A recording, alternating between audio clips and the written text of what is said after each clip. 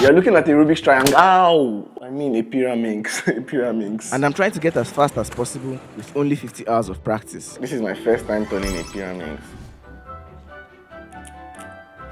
It's so pointy. Not really.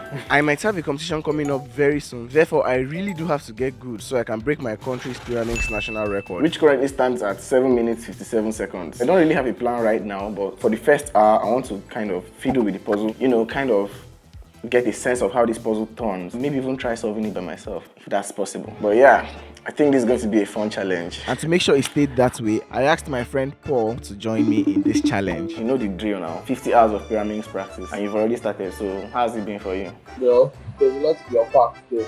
Pyra is a different event because it has a different turning mechanism than all the other cubes I'm used to. So why are you really doing this 50 hours challenge? Like, I know my reasons, but why are you doing it? Like, I like to say it's because of the comp that is coming up, but then really, I feel like I've slowed down a bit. Like, I'm so focused on making these videos that I forgot what even made me to start making these videos in the first place, which is cubing. The WC has like, what, 17 events, 11 different puzzles, and I basically only do 3x3, which is not, it's not cool now. So what I'm trying to do is now I want to like come back, start learning new puzzles, learning new events.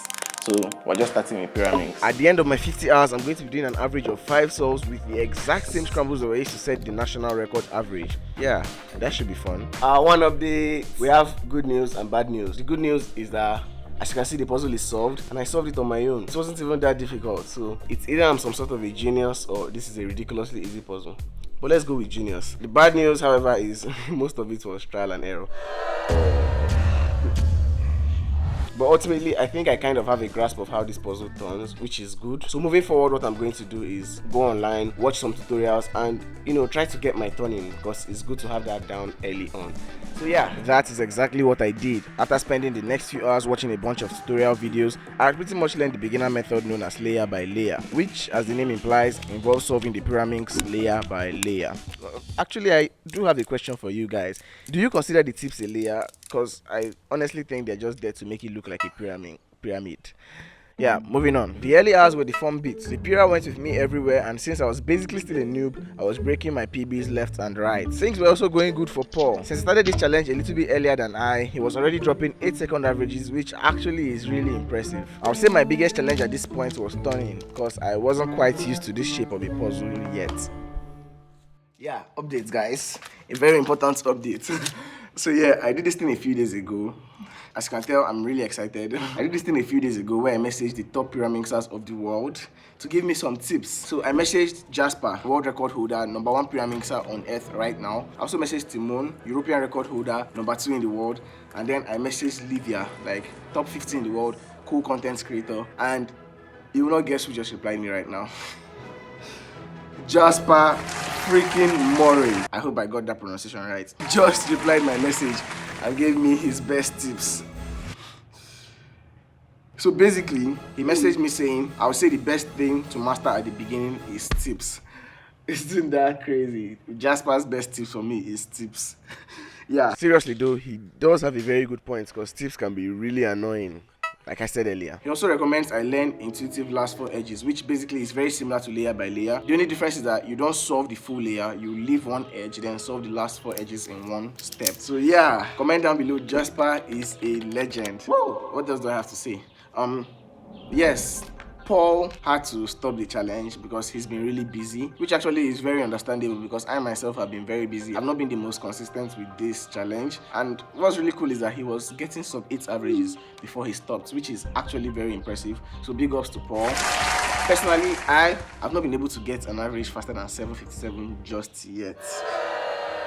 I've just been like around the 10-second mark, which is actually, I'm improving. Yes, I'm improving. I think my turning is getting better and I still have a little bit of time left, so yes. And now, armed with the tips from Jasper, I was ready to become the greatest pyraminx solver to ever walk this planet. By this time, I was approaching the mid to late hours of this challenge, and improvement was, as expected, much slower but steady. Everything seemed to be going according to plan. Or was it? Okay, boys, and about 10% girls. Updates. So I have not touched the pyraminx in about 2 days. I think I've lost all my progress. But what really worries me is that we're more than halfway into this challenge, and I don't think I can beat that 7.57 quite yet. But hear me out. So my plan is for the remaining hours of this challenge, I want to just like, crank out solve after solve after solve after solve, so I can get good at what I'm used to right now. Because there's no point learning anything new now. It's just going to slow me down before it gets me faster. So you're about to see a 10-second practice montage starting now.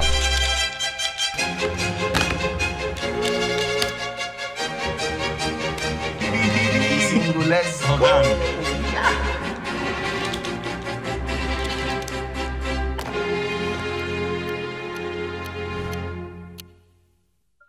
I'm going to be timed for 5 solves. The best and worst times will be removed, and the mean of the remaining 3 will be my average. Once again, I have to beat an average of 7.57 seconds.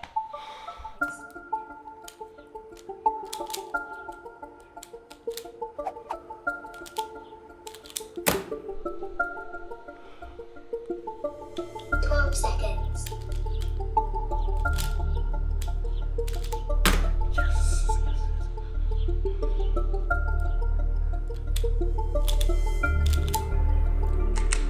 The Pira is exactly 1 turn away from being solved, attracting a penalty of plus 2 seconds.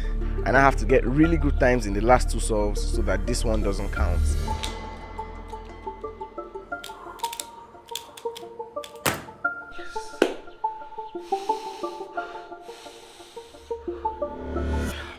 The final solve.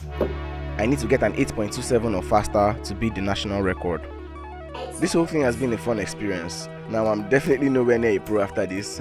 It's common knowledge that it takes about 10,000 hours of practice to be a master at anything.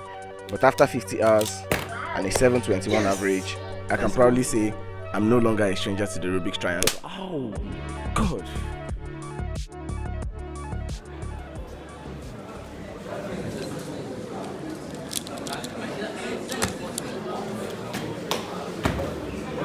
Five what? 24.